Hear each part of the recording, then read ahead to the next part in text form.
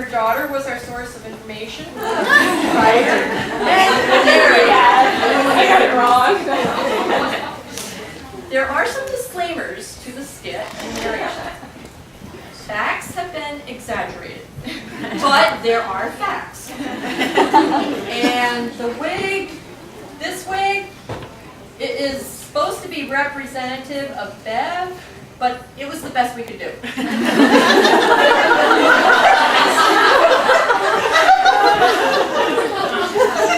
Throughout the skit, the narration that goes along with it, we are not poking fun at Bev.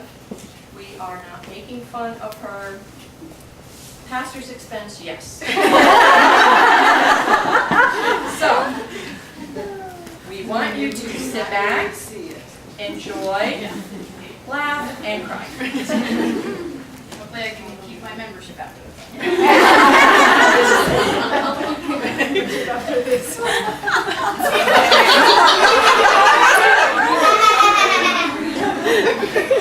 I hope I never really look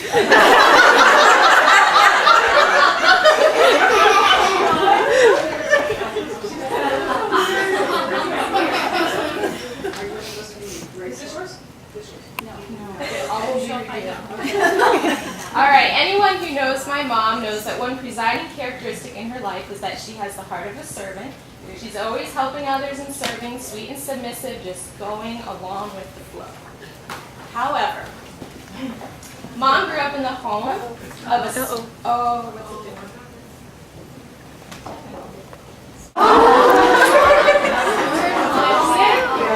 Alright, Mom grew up in the home of a small-town country preacher in Missouri. For most of her growing up years, they lived on a farm with gardens to tend and a various assortment of animals to take care of, including a mean old goat named Josephine. Now, this particular story takes place one summer evening when the air was sweet and the dishes piled high, and Mom wasn't quite so servant-hearted as she is today. Oh, Twyla, I'm so sick and tired of doing the dishes. No, me too, Beverly. I hate doing the dishes. You know what I'd much rather be doing right now is I want to go outside and play. I mean, it's almost dark. Let's go. Yeah. I mean, maybe our sisters will take care of this.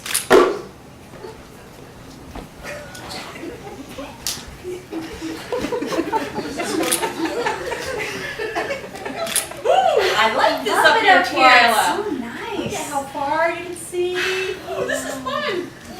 Well, you know what? We better get going. Otherwise, I just know we're gonna get in so much trouble. Yeah. Okay, well, let's get down. Oh, Josephine! What are you doing down here? Dad. No, buddy, go back go. to the barn, Josephine. You're not supposed to. Oh, I don't want to. She'll eat me. What are we going to do? Dad. I'm your dad. Daddy, come quick! We can't go with Josephine! So as you can imagine, growing up with 6 sisters meant that things were never dull. There were always things to do, places to go, people to see. In fact, there were always a few extra guys just hanging around the edges hoping to woo one of the hearts of the beautiful Weimer girls. Mom and Dad met because my Aunt Twyla was dating Dad's best friend, Tony. Their first meeting, however, is a small source of disagreement. Here's Mom's version. Wait, here. Here we are in church, Twyla. Is my hair okay? It's almost time for church to start. Oh, Beverly, he came. Oh, look at that man over there. I know, next to Tony. Is it? Is it Twyla? Douglas Hammett. He's just so striking. He's so smart. I mean, Tony says that he's got IQ like, I don't know, like 140 or something. And we just think you guys would be perfect together. I'll meet him. You should meet. Yes. Okay. And guess what? I also heard, before you go over there, I also heard that he's a jeweler. Just think of the diamonds and the rubies. So that was Mom's version, and then there's Dad's version of the story.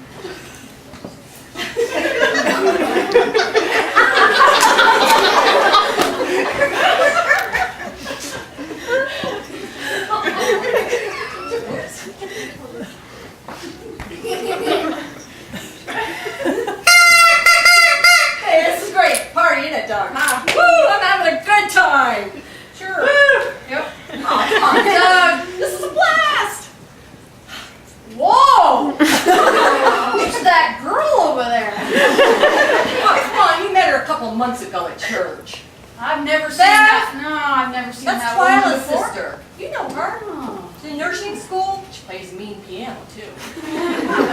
She sure is Go meet a her. worker. Well, let's do it. Here we go. Go on, Doug. You go. You go. No matter which version is more true, the fact is that they did meet and they fell in love. One August evening, under a lamppost in front of my grandparents' house, Dad popped the question.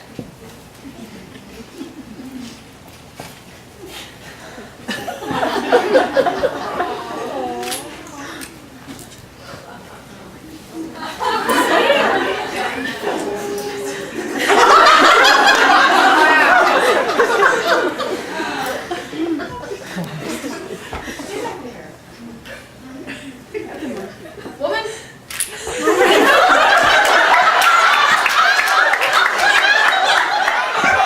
I reckon it's time you and I, well, we get married. I need a good wife, and you're a good woman. And, well, what do you think? You think you can marry me?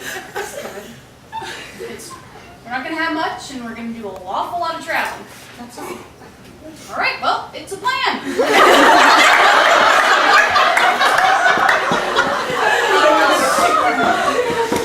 Somebody wants to plan a wed. How about we shoot for Christmas break? That's perfect, right? Works for you? Well, my sister and I were talking about having a double wedding then.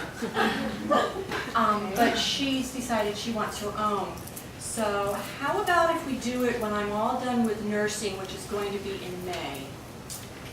Absolutely not. No, that is Beverly. If it was up to me, we would be taking care of this thing right now. So we're gonna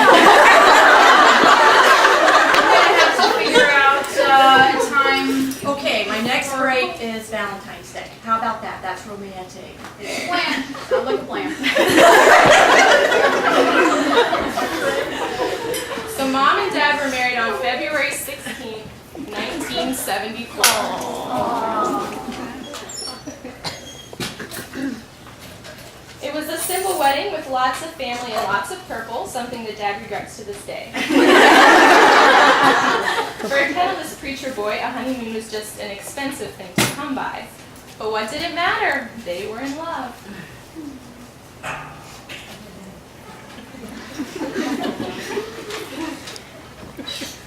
All right. Let's see here. 10. All right. Yeah. Well, Beverly, looks like we're gonna be able to afford the motel room down the way there, so we're good.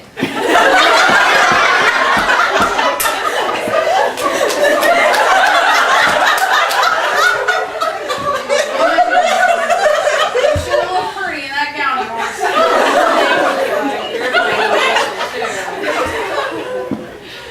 Thank you for the food, Lord. Alrighty, well, gotta get going. I got an early morning. Starting a new series on submission tomorrow.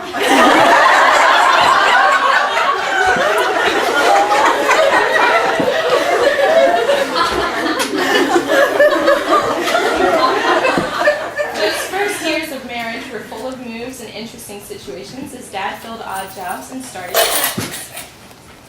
There are many interesting stories from their time spent in Colorado that we could act out for you. Like when Ronnie was born, the doctor was drunk and everybody, including the janitor, got to watch, but Dad was relegated to the waiting room. By 1978, they were back in Missouri with two small boys, starting a couple churches, an hour each direction, and living in a cramped travel trailer parked on a campground, acting as caretakers for the property.